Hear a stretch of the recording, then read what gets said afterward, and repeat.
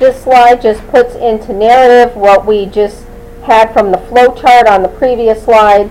So low risk, no symptoms, and they have 0 to 1 risk factors. Moderate risk, 2 or more risk factors.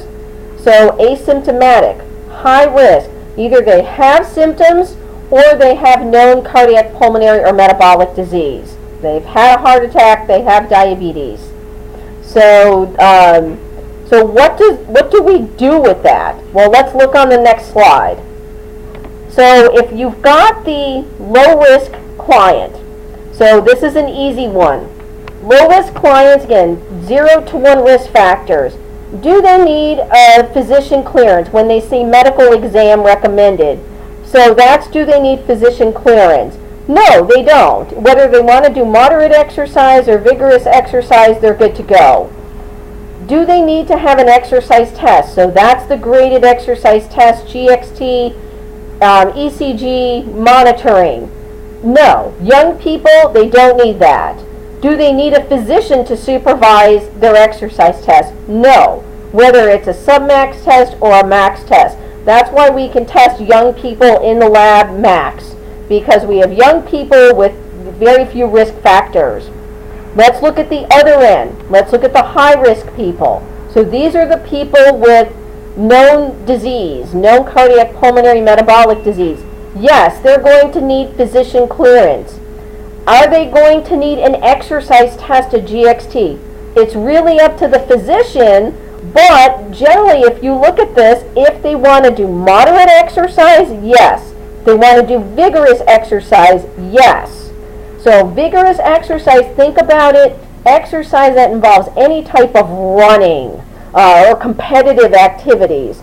And would an MD supervise their exercise test? Yes. These tests are probably going to be either be done in a hospital or an outpatient cardiology clinic. So there's typically going to be a physician around, if not in the room.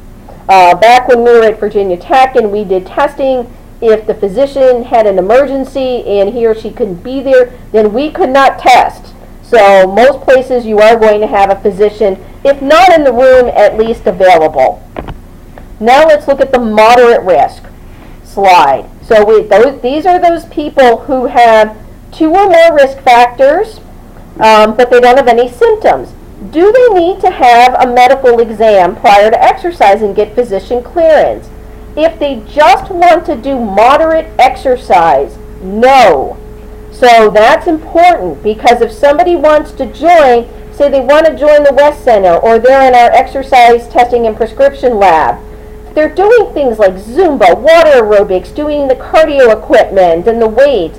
They should be doing that. That's moderate exercise. Now, if someone comes in and says, I want to train for a marathon, and they've got 4 or 5 risk factors, it probably makes sense that this person should get physician clearance.